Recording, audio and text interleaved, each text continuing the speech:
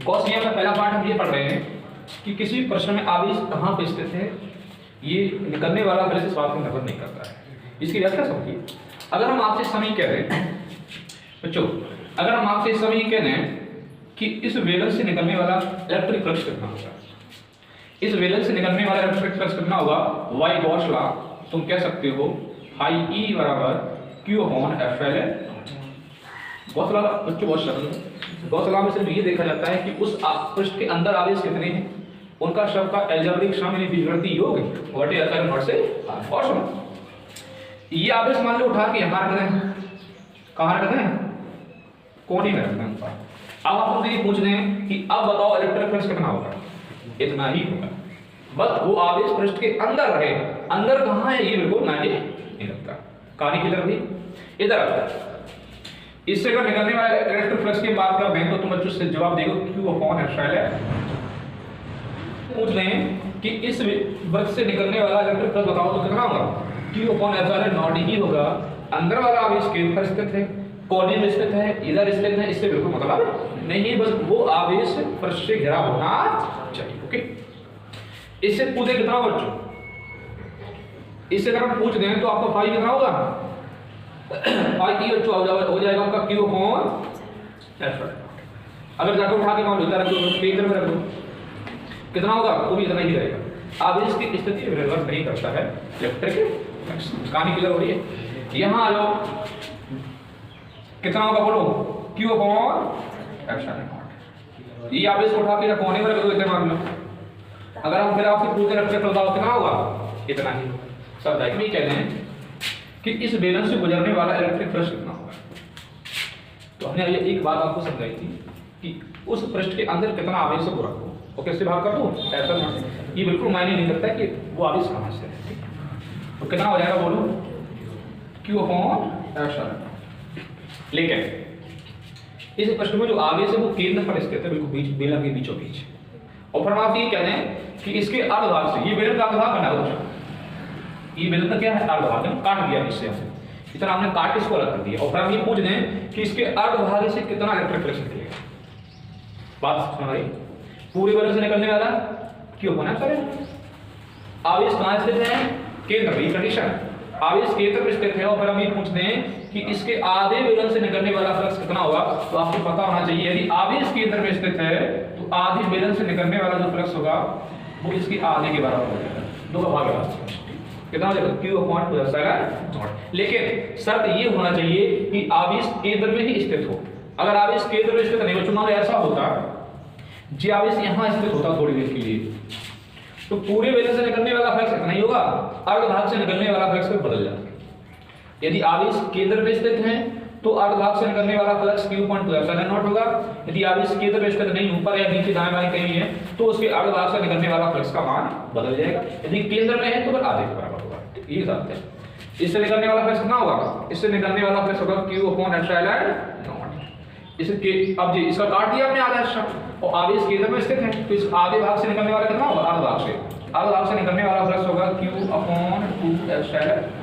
बस अब तक ये आता है आवेश केंद्र में हो तब अर्धभाग से निकलने की दो का भाग कर देते हैं। यदि आवेश केंद्र में स्थित नहीं, मान लो इतने कहीं हो तो कोने में, तो उसके अर्धभाग से निकलने वाला फ्लक्स फिर ये नहीं होगा, बदल जाता है। पूरा सवाल चित्र शब्द बन गया। सवाल बताया जाए।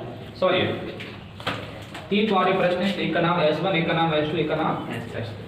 इन तीनों प्रश्नों से अलग अलग निकलने वाला वैसे फ्लक्स बताना कि S1 से कितना निकलेगा, S2 से कितना निकलेगा और S3 से कितना निकलेगा। सुनिए बात क्या है तुमसे, फाई ई S1 यानी कि पृष्ठ S1 से निकलने वाला फ्लक्स।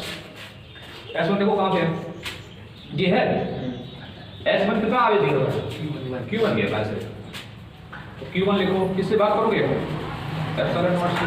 Q1 की वैल्यू बोलो कितनी है, 10 माइक्रो कूलम। कूलम है 10 से बड़ा, माइक्रो कूलम को कूलम में कन्वर्ट करने के लिए 10 टू दी पावर में से बड़ा कर जाता है।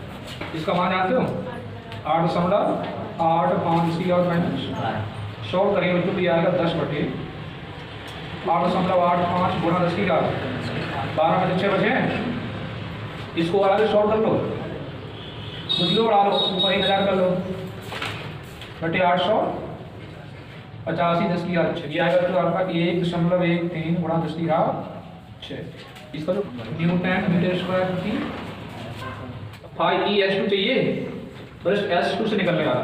अब H2 देखो कहाँ है, H2 जी है, कितने कर रहे हैं Q1 और Q3, तो जरा Q1 प्लस Q3 बटे एप्सिलॉन, Q1 का मान बोलो 10 माइक्रोकूलम, Q3 कितना है -10 माइक्रोकूलम बटे क्या हुआ एप्सिलॉन, कैंसिल हो जाएगा, जीरो आएगा, क्या आएगा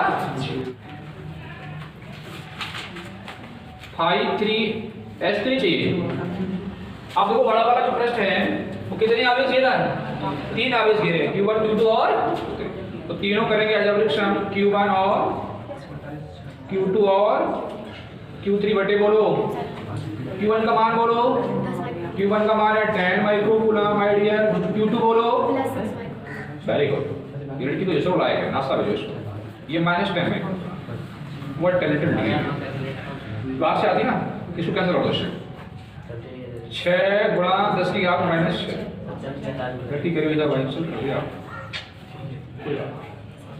इसको सॉल्व करेंगे जो तो क्या मिलेगा 6 बटे 8.85 गुणा 10 की घात 6, ऊपर शॉर्ट कर लो कितना हो जाएगा 600 बटे 885 10 की घात 6, 885 का भाग करो या काट लो, तुम जैसे हल करना चाहो ठीक। बच्चों इसका आंसर आएगा 6.78 into 10 to the power 5 newton metre square प्रति। एक घन है, घन की केंद्र पर कितना आवेश रखा है, क्यों आवेश रखा हुआ है, एक घन है, घन की केंद्र पर क्यों आवेश रखा हुआ है, और हमें ये बताना है कि इस घन से निकलने वाला फ्लक्स, भाई गॉस लॉ हम समझते हैं बच्चों, गॉस का नियम क्या है, गॉस का नियम हमने आपको समझाया था, गॉस के नियम में हमने आपको बात समझाई थी कि अगर फ्लक्स निकालना है तो क्या होता है बच्चों, वो पृष्ठ कितना आवेश घेरे हुए है वो रखो, कितना घेरे हैं, क्यों घेरे हैं, Q और एप्सिलॉन नॉट। ये तो बच्चों क्या हो जाएगा, इस घन से निकलने वाला फ्लक्स हो गया। अब निकालना है किसी एक फ्लक्स से गुजरने वाला वैक्यूम फ्लक्स, कितनी फलकें होती हैं, बोलो भाई 6 होती हैं, किसी एक फ्लक्स से गुजरने वाला वैक्यूम फ्लक्स, तो घन में 6 फलकें होती हैं, तो एक से कितना हो जाएगा बोलो, एक से हो जाएगा आपका 1/6 Q अपॉन एप्सिलॉन, कहानी क्लियर हो गई। तीसरी बात में ये कही है, यदि फ्लक्स का मान घन की भुजा में निर्भर करता है, बोलो करता है, नहीं करता है, फ्लक्स का मान घन की भुजा में निर्भर नहीं करता है। देखिए फ्लक्स में कहीं आ रहा है, कहीं भी नहीं आ रहा है, तो फ्लक्स चाहे घर का कर दो आप, L भुजा वाला है 2L भुजा वाला कर दो, आवेश Q रखो, इतना ही निकलेगा फ्लक्स, घन की भुजा से कोई मतलब नहीं होता है। बच्चों तीसरी चौथी बात जो बहुत इंपॉर्टेंट है, यदि आवेश को हटा के केंद्र से, यदि आवेश को यहाँ से हटा के कहाँ रखना है, कोने में रखना है आइडिया, तो क्या होगा, दो बातें परिवर्तित होंगी। पहली बात, जो पूरा फ्लक्स है वो सेम रहेगा, पूरा फ्लक्स क्या तो सेम रहेगा, यानी घन के संपूर्ण पृष्ठ से निकलने वाले फ्लक्स में कोई परिवर्तन नहीं होगा, लेकिन प्रत्येक फ्लक्स से निकलने वाला फ्लक्स बदल जाएगा। प्रत्येक फ्लक्स से कितना निकल रहा है 1/6 Q अपॉन एप्सिलॉन नॉट, ये तब है जब आवेश केंद्र पर स्थित है, और केंद्र से उठा के हमने और कहीं रख दिया, केंद्र से उठा के और कहीं तो क्या बदला, घन के संपूर्ण पृष्ठ से निकलने वाले फ्लक्स में कोई परिवर्तन नहीं हुआ, अब तो प्रत्येक फ्लक्स से निकलने वाला फ्लक्स बदल जाएगा। जी कब होता है बच्चों, जी बात कब लागू होती है, जब आवेश केंद्र पर स्थित होगी, आवेश को केंद्र से उठा के और कहीं रख दिया तो प्रत्येक फ्लक्स से निकलने वाला